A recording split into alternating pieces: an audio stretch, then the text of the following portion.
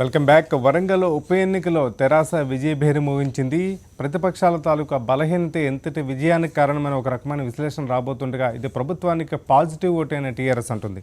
దీనిపై ముందుగా డిస్కషన్ చేద్దాం. ముందుగా గట్టు రామచంద్ర గారు, వరంగల్ లోక్సభ ఉప ఎన్నికకి సంబంధించి 4 లక్షల చిల్లర అంటే 4,59,092 ఓట్ల భారీ ఆధిక్యత వెనుక ప్రతిపక్షాలు నిలబడలేని తత్వం ప్రధాన కారణం అంటారా, లేకపోతే ప్రభుత్వం చేస్తున్న కార్యక్రమాలు, లేకపోతే పాజిటివ్ ఓటు కేసీఆర్కి అనుకూలంగా ఉన్న ఓటు కారణంగా ఇంత విజయం సాధ్యమైందంటారు?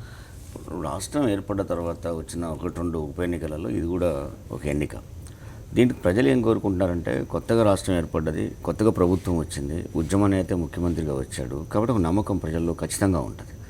అయితే ఈ ఒక తెలంగాణ పునర్నిర్మాణం ఏదైతే ఆశించారో దాన్ని ఆ విధంగా జరగాలనుకున్నప్పుడు 2 ఆశిస్తారు. అధికార పక్షం బాగా పనిచేయాలని, ప్రతిపక్షం బాగా ప్రతిపక్షంగా ఉండాలని, సహకరించాలని, నిర్దిష్టమైన సూచనలు చేయాలని, అవసరమైతే విమర్శలకు వెళ్ళాలని దాన్ని ప్రజలు ఆశిస్తారు.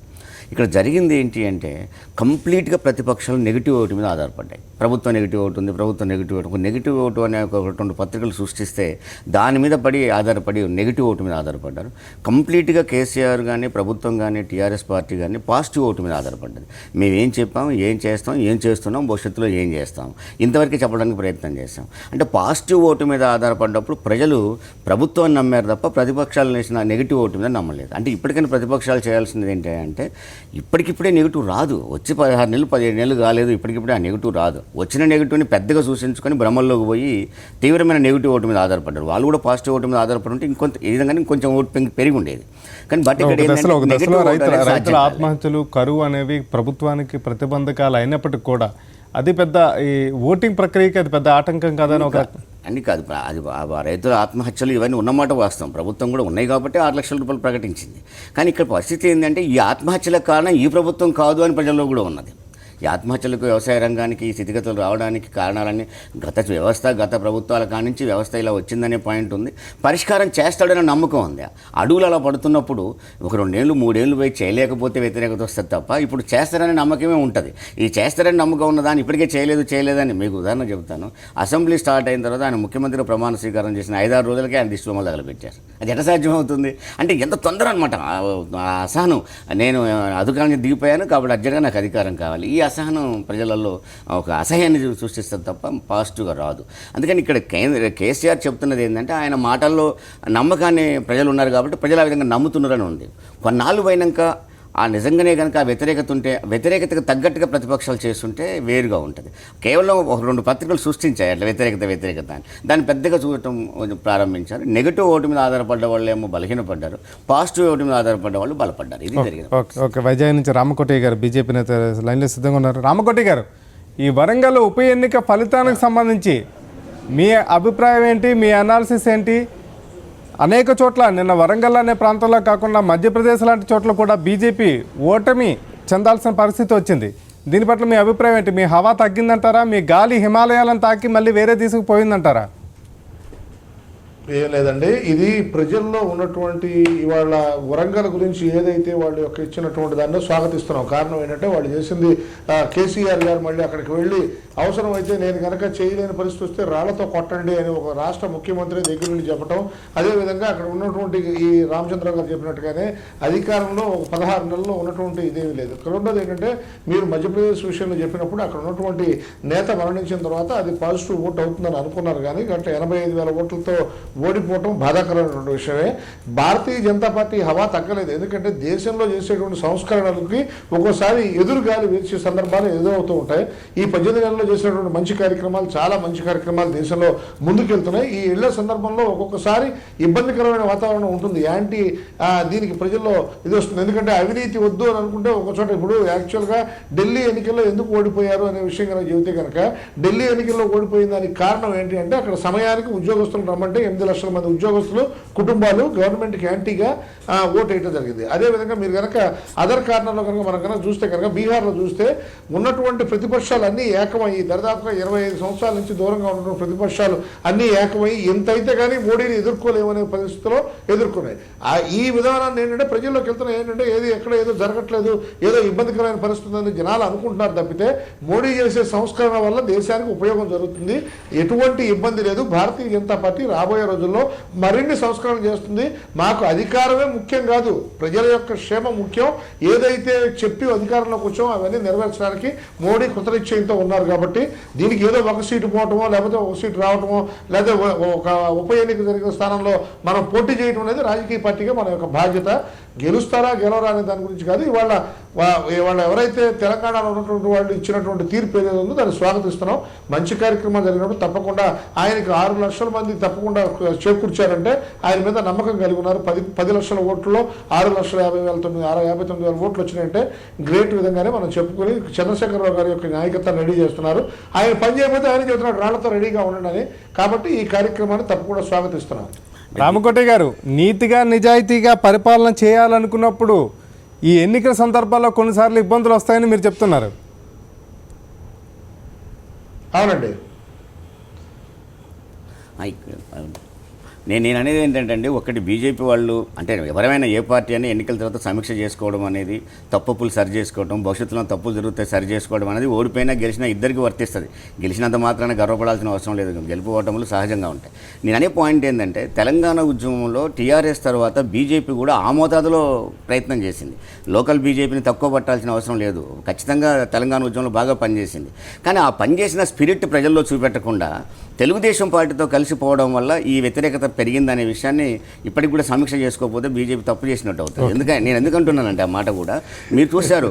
ఎన్నికలలో కూడా మీరు గతంలో కలిసి పనిచేసినప్పుడు కూడా మీరు 45 సీట్లు చేస్తే 5కి వచ్చారు. తెలుగుదేశం పార్టీ మీకు అభ్యర్థి స్వయంగా చెప్పాడు నాకు తెలుగుదేశం పార్టీ సహకరించట్లేదు అనే పాయింట్. అంటే ఇక్కడ ఏమవుతుంది అంటే తెలుగుదేశం పార్టీ యొక్క ఊగిసలాటని తీసుకొచ్చేసి మీరు నాయకత్వం అప్పచెప్పినప్పుడు ఉద్యమంలో పనిచేసిన మీకు కూడా అది అంటుకుందనే విషయాన్ని స్పష్టంగా ఖచ్చితంగా కలిసి పనిచేసినప్పుడు పక్కవాడి వాసన మనకు కూడా తగులుతుంది కదా. దీని ఎక్కడో సమీక్ష చేయాల్సిన అవసరం ఉందని నేను భావిస్తున్నా వ్యక్తిగతంగా. అది మీరు చేసుకోండి చేసుకోకపోండి అది వేరు, కానీ అనాలిసిస్లో ఒక భాగం అని నేను అనేది. ఓకే రామకోటి గారు, టీడీపీతో కలిసి రామచంద్రరావు గారు మీరు చెప్పింది చాలా కరెక్ట్ అయిన విషయాలు. కొన్ని విషయాలు దగ్గరగా ఉంటాయి. ఏంటంటే మేము కేసీఆర్ గారు చెప్పినంతగా ఉద్రిక్తంగా ప్రజల్లోకి వెళ్ళి చెప్పలేము.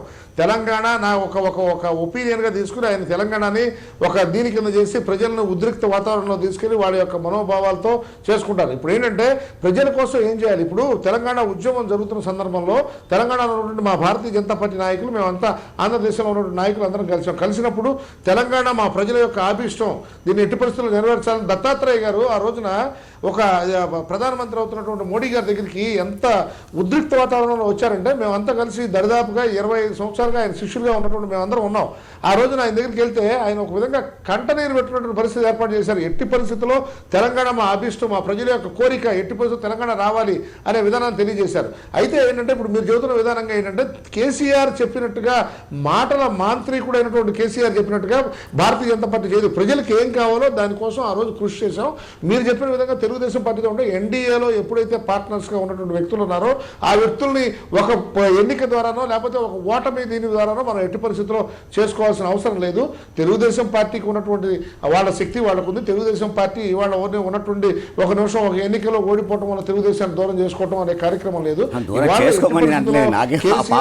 మాటలు ప్రజలు అంగీకరించారు కాబట్టి ఆయనకి మంచి అవకాశం వచ్చి గెలవటం వల్ల దీనివల్ల తెలుగుదేశం పార్టీని దూరం చేసుకోవాల్సిన అవసరం ఈ ఎన్నికల వల్ల అవసరమైనటువంటి అవసరం అయితే లేదు. Okay okay okay Prasad Reddy గారు, వరంగల్ ఉప ఎన్నికకి సంబంధించి మీ అభిప్రాయం ఏంటి? అసలు ఇంతటి ప్రపంచానికి మీరు ఏంటి కారణాలుగా చెప్తారు? మిగతా 2 పార్టీలు కూడా ఏదైతే కాంగ్రెస్ కానీ బీజేపీ టీడీపీ కలిసి పోటీ చేశారు, రెండింటికి డిపాజిట్లు కూడా దక్కలేదు. దీనికి కారణాలు ఏమని అనుకుంటారు? అసలు వాస్తవంగా అక్కడ ఏం జరిగిందని మీ అనాలిసిస్ ఏమేమి చెప్తుంది? మామూలుగా జనరల్గా అయితే రూలింగ్ ఏ పార్టీ ఉంటుందో ఆ పార్టీ క్యాండిడేట్ గెలవడం ప్రస్తుతం అన్ని చోట్ల చూస్తాం. కాకపోతే మధ్యప్రదేశ్లో ఉంటే వాళ్ళ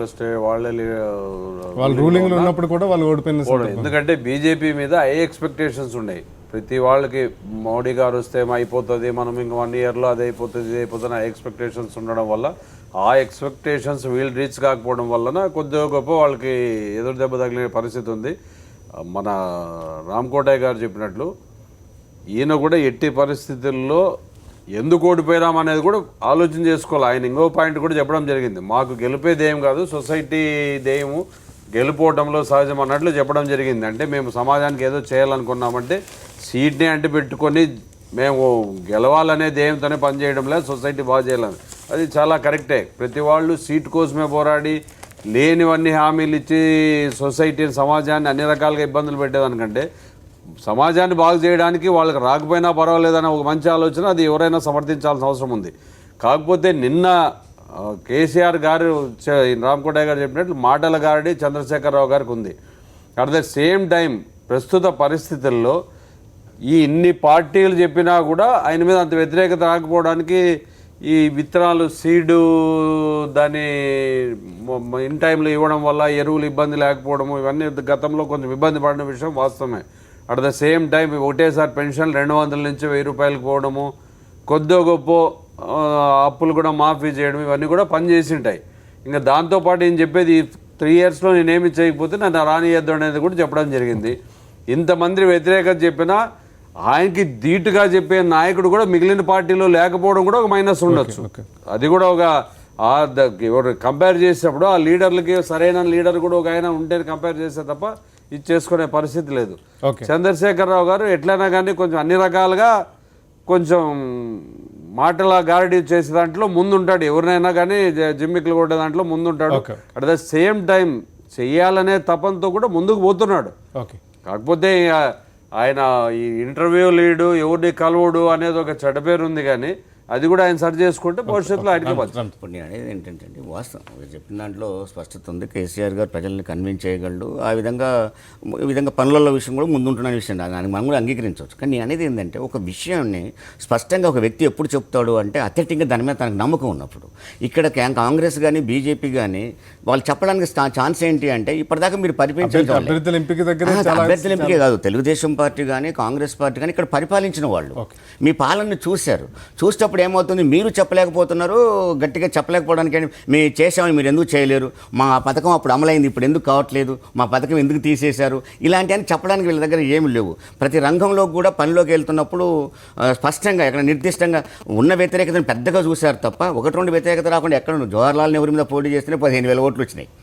వ్యతిరేకంగా ఎక్కడో కొద్దిగా ఉంటుంది, దాన్ని పెద్దగా చూసి భ్రమలు పడ్డారు. రెండోది ఏంటంటే ప్రతిపక్షాల ఐక్యతగా చేస్తున్న ఆందోళన కూడా. ఉదాహరణకు మీకు చెప్తాను, వైఎస్ఆర్ కాంగ్రెస్ పార్టీ తెలుగుదేశం పార్టీ 2 జెండాలు పట్టుకొని రోడ్డు మీద ర్యాలీ చేశారనుకోండి, ఆ ప్రతిపక్షానికి ఏ గౌరవం వస్తుంది?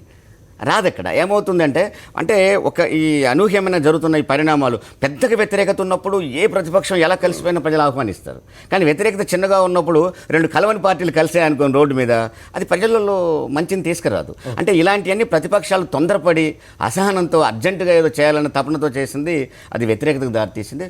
నిర్దిష్టమైన వైఖరితో కనుక పోతే ప్రజలు స్వీకరిస్తారు, ప్రతిపక్షం కూడా ఉండాలి. ఇప్పుడు ఇంకోటి కూడా చంద్రశేఖరరావు టెక్నిక్గా చాలా చిన్న స్థాయిలో ఉన్న నాయకుని తీసుకొచ్చి పెట్టడం జరిగింది.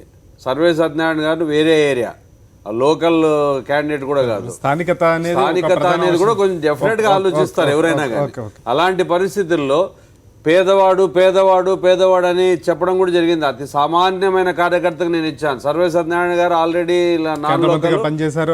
మినిస్టర్ గా చేశాడు. ఎవరో ఆయన ఇక్కడికి రావడం ఏమి అనేది కూడా ఒక ఫీలింగ్ ఉంటుంది. ఆ ఫీలింగ్ తో కూడా కొంచెం అక్కడ లోకల్ క్యాండిడేట్ ని కాంగ్రెస్ పార్టీ అయినా కానీ వీళ్ళు తీసుకొచ్చి పెట్టగలిగింటే కొద్దో గొప్ప ఇంకా పెరిగే అవకాశాలు ఉండేవి. అలాంటి పరిస్థితులు లేకపోవడం కూడా వీళ్ళు చేసుకునే తప్పిదం. వీళ్ళు క్యాండిడేట్ కూడా లేడా అనేది కూడా ఒకటి. ఇప్పుడు ఒక ఉదాహరణకి ఏంటంటే ఇప్పుడు ఆశా వర్కర్ల ఆందోళన జరుగుతుంది. ఆశా వర్కర్ల ఆందోళన జరుగుతున్నప్పుడు ఆశా వర్కర్ల సమస్యను పరిష్కరించాల్సిన కేంద్రం పరిష్కరించకుండా కేంద్రం పరిష్కరించాల్సిన దాన్ని కేంద్రాన్ని పరిపాలిస్తున్న టీడీపీ బీజేపీలే ఆందోళన మొదలుపెట్టాయి అనుకోండి. ఇక్కడ పరిష్కరించాల్సింది మీరు, ఆందోళన చేసేది మీరు. ఈ నెట్టినప్పుడు ప్రజల్లో ఇవన్నీ అర్థం కాకుండా ఉండవు. రెండోది ఏంది, ఇప్పుడు పత్తి ఉంది, ప్రధానంగా పత్తిది దెబ్బతీసింది బీజేపీని. ఎందుకంటే పత్తి 4,100 రూపాయలు ఎంఎస్పీ ప్రకటించినప్పుడు దాన్ని 5,000 రూపాయలు చేయండి అని చెప్పి రాష్ట్ర ప్రభుత్వం లెటర్ రాసింది. మీరు చేస్తారా, చెయ్యరా, 100 చేస్తారా, 200 చేస్తారా, ఎంఎస్పీని అసలు మేము చేయము దేశవ్యాప్తంగా ప్రకటించాం కాబట్టి చెప్తారా? అప్పుడు లోకల్ గవర్నమెంట్ 50, 100, 200 బోనస్ ఇచ్చుకుంటుంది. కానీ ఇట్లా నిర్దిష్టంగా చెప్పకపోవడం కూడా రైతులలో వ్యతిరేకత వస్తుంది కదా ఖచ్చితంగా. ఓకే, కాసేపు బ్రేక్ తీసుకుందాం. బ్రేక్ తర్వాత అవినీతికి ఆయనే బిగ్ బాస్ అనే అంశం మీద డిస్కషన్ కొనసాగుతుంది.